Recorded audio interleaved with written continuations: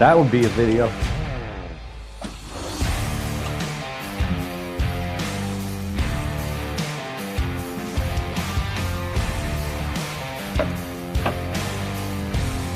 All right. Hello and welcome to Tavern 53. Tonight joining us, the Bob Ross of Barbecue, Greg Rushlow. And you know who I am. I'm Tavern 53, Wayne Schneider. All right.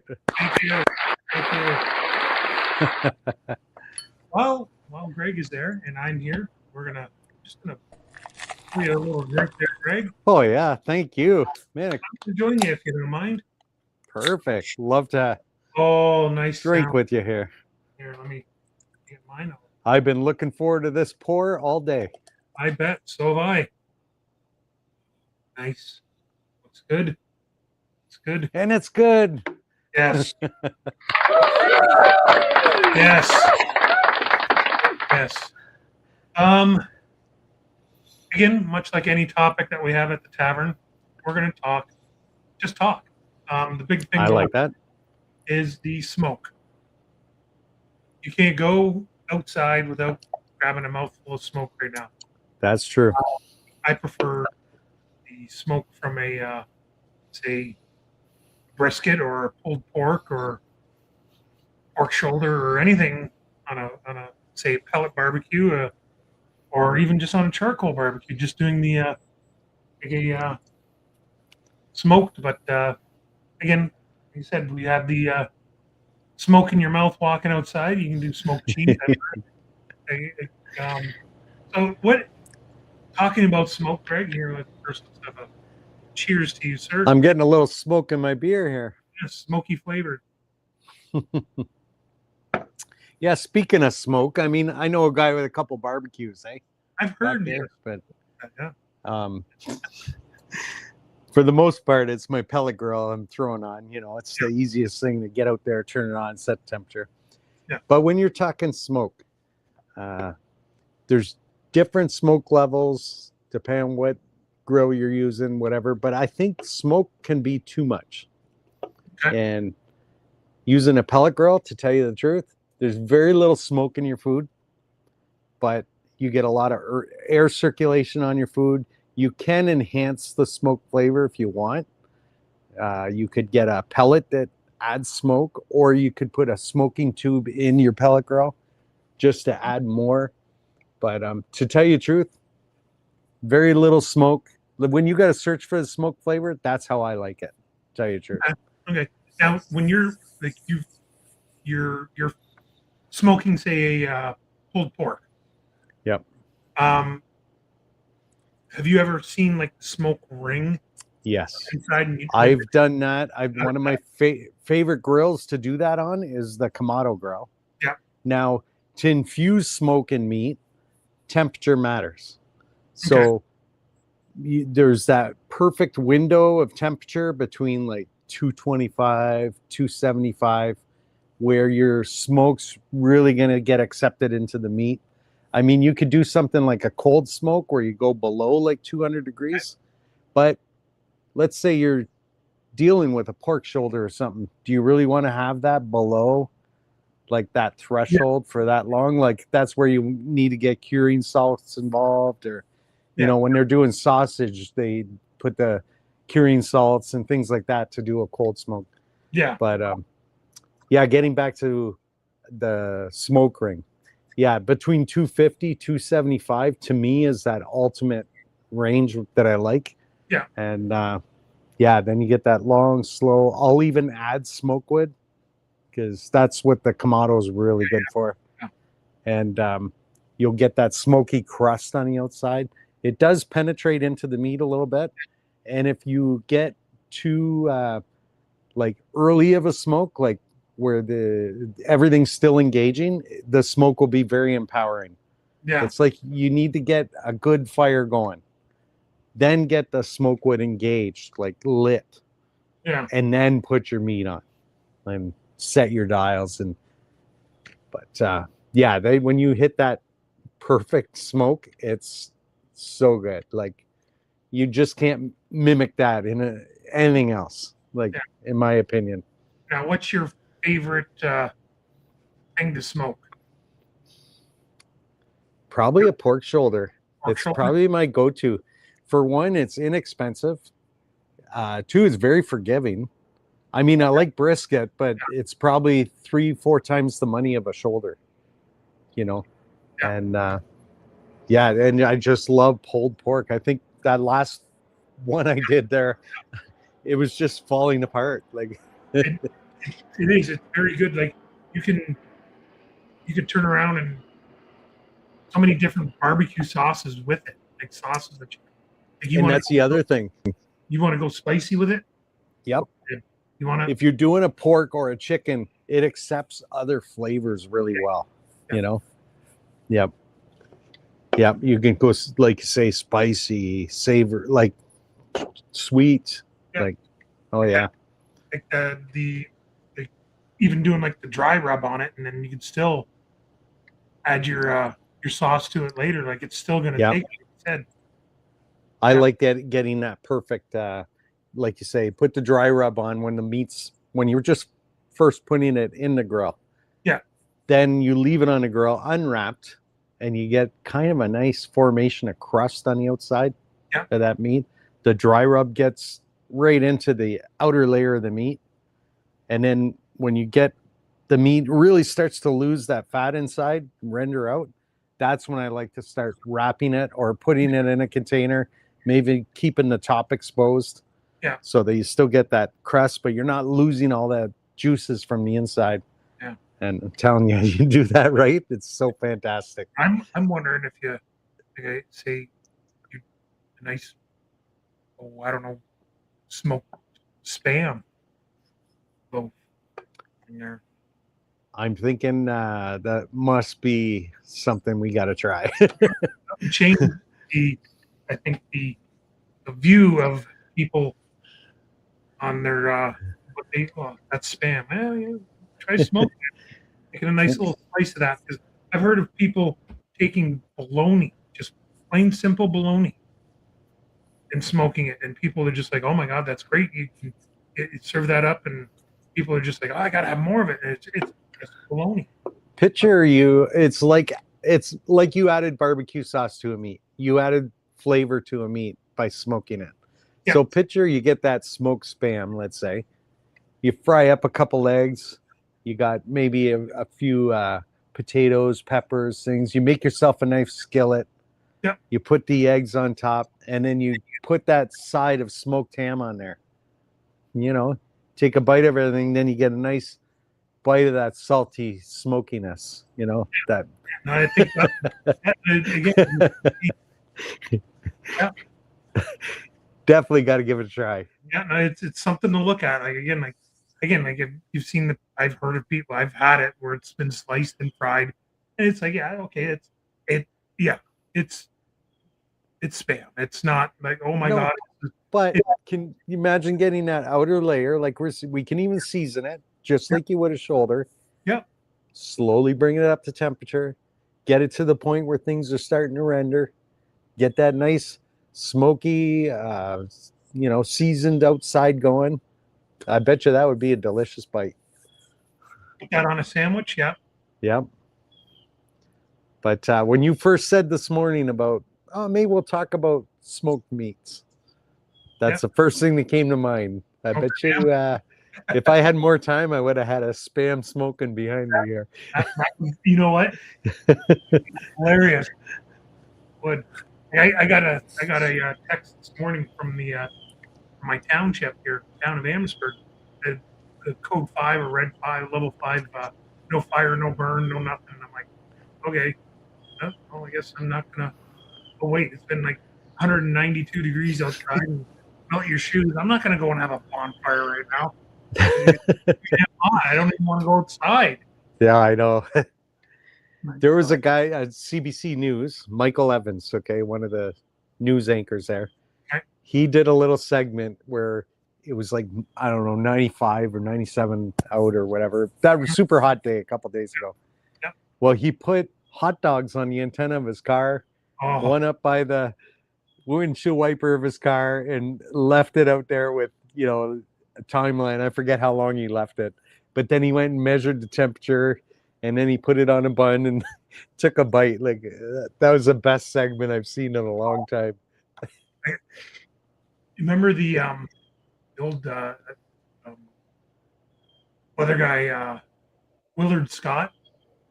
Oh, Willard Scott, yeah. I remember him he didn't do it. He was filming it being done. Somebody cooking an egg outside on the pavement. It took probably about 25 minutes, but it was able to be cooked. And I'm like, it's hot when. Yeah. Yeah. I bet you if we got the professor involved and we built a mechanism to harness the solar energy. Yeah, I mean, what if we all came up with a different way of doing this? But I bet you the professor would come up with something brilliant. Where we cook an egg, by the sun or something. Oh, yeah, no, exactly. Yep. Because I thought of him when I saw that news segment, because he was talking about cooking an egg on the pavement or something a couple of weeks ago. Yeah. Well, I got a situation here. Oh, boy. Oh, you know what that means. Yeah, here, let me find it. Oh. Where are we at? I know I got it.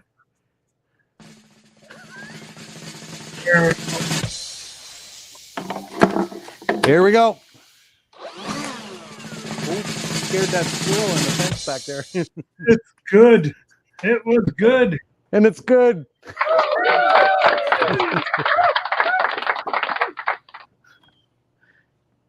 So I'll drink to that. Yes. So I think I shared with you, speaking of squirrels on the fence, yes. Getting a lot of activity here on the fence. And one night, I believe I sent you a quick video where I got a very close situation with a couple of raccoons. Yes.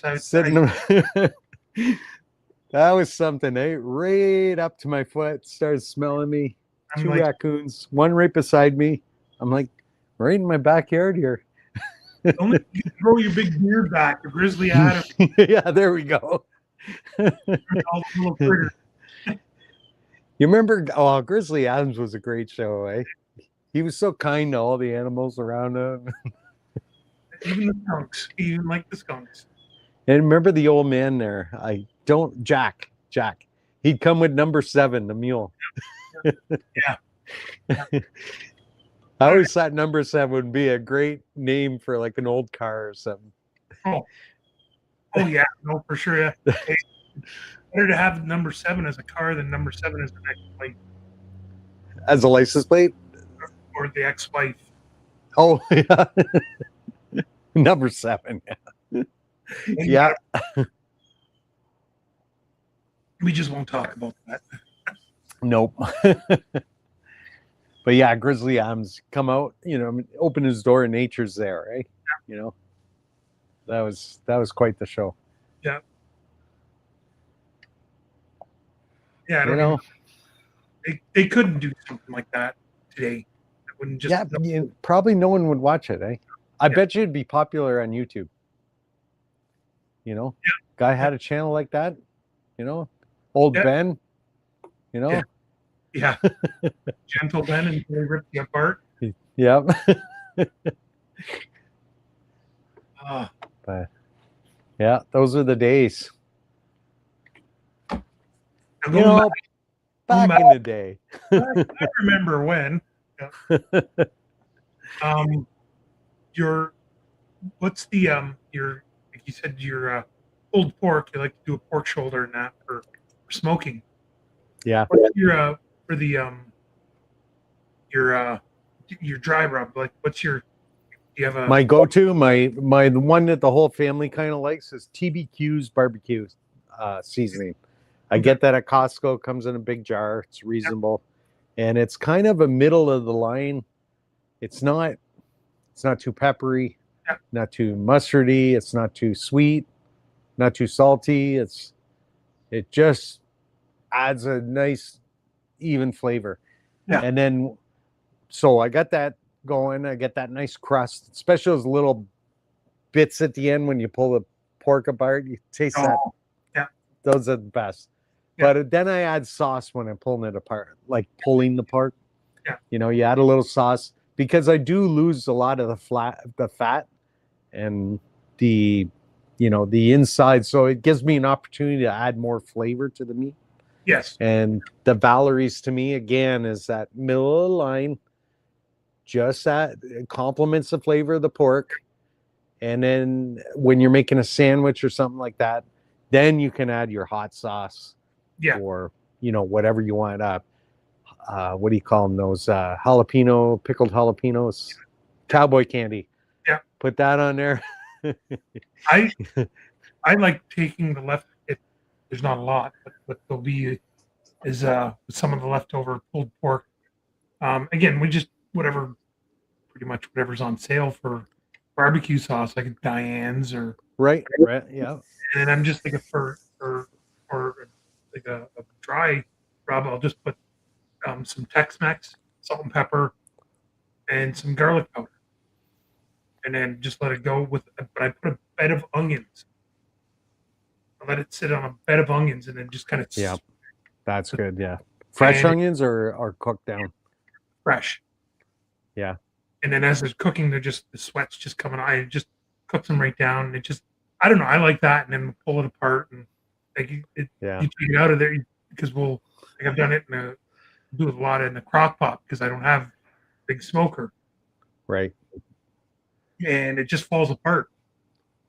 And so, you do like a 7-pound roast, let's say. Yeah. And you're only going to eat so much the day you cook the roast. Yes. So my intention is always to freezer pack, 3 or 4 packs, and then bring them out on different days. Yeah. So what is your go-to when you take a Ziploc bag full of frozen pulled pork? Pulled pork pizzas. Pizza? Yeah. Nice. Take a flat demand bread. Yeah.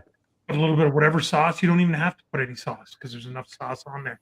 Spread it around, whatever cheese you want, and then some cowboy candy on there. Oh, that sounds really good. You just throw it under the broiler. It's already just melting the cheese, crisping it up, cut it up, and you got there's no leftovers then. Oh yeah, no. I like either when I'm cooking eggs or what was I going to say? Doing a burger. Mm-hmm. I'll throw some leftover pulled pork in the pan and get those crispy edges. Yeah. And that just dresses up nicely, the bite through and the flavor. Yeah. Just love that. Just complements a burger or your eggs, instead of bacon. Just throw leftover pulled pork in the pan. Crisp so right good. Up. Yeah. I remember we did a pulled turkey breast because you can get some of those turkey breasts that are pretty big. We did that, and that was actually really, really good. That was really, really good. Again, there's very little to no fat, so you have to keep it on a low temperature. Right. It cooked up nice, like it shredded right nice again, nice and good, lean, and there was very little to no leftovers with it. Well, I like ground turkey and how you can infuse flavor in that, but pulled turkey, that's something different. Yeah, I can see that being really like something you can really put some nice herby kind of flavor. You can go buttery. You can go, And then what you did there with the wraps, take that and put that in a wrap with a little bit of cheese, and then put it on your griddle. Oh, for sure. Seal it all up. Make a pocket. And get some hot sauce to dip it in, or like a aioli. Yeah. No, you're not wrong. It's a welcome there. Like you're sitting there, you're going like that's just a nice little snack. You're sitting there watching the game or just watching the run around in your backyard. In my mind, when you said put it in a tortilla wrap with the cheese. Okay, you got turkey, cheese.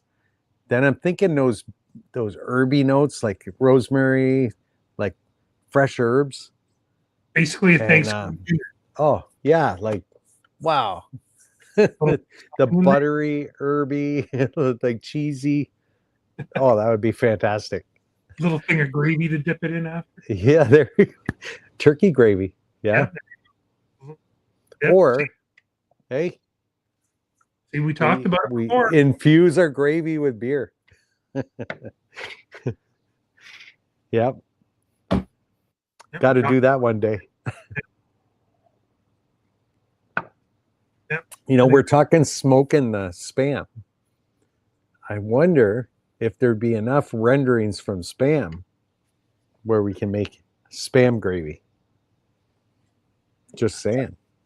Interesting. Yep. Yep. I'm listening. Yep. Yeah, it's again, I'm thinking because they do have that Spam festival in Hawaii every year. I'm thinking it's been done, but well, you know what? Maybe we can coordinate the Tavern 53 podcast here yes, with when that Spam festival's happening, and maybe get some updates, and maybe we could have something in the background here. I'm just saying, happen. Yeah, Yeah. yeah. Like if going with that, like if you guys like this, don't be afraid to hit that thumbs up and subscribe, because I just want to go and sit there and say thank you to everybody for coming in and joining us. And if you're joining us, crack open a beverage, because join the tavern here. Get in the chat, and exactly it. Like you don't have to hop in your car and drive over. Yeah, it's all online, and you don't have to worry about a DUI or anything like that. Welcome to hear from whoever's out there. That's it. Yeah, send a message, say hello, and we can say we'll be right back. That's right. Again, but I think we've talked about the smoke as much as we can, because the smoke got in my eyes. I know that. Well, I don't know if you can see in the background here, but it's out there. Yeah. But we got to do the Tavern 53 here in the studio of the Barbecue with Greg here, and That's right. Yeah. That being said, Greg, I'm going to pour you another drink. Thank you. Thanks for having me on. Yes. Pleasure every week. Yes. And with that being said,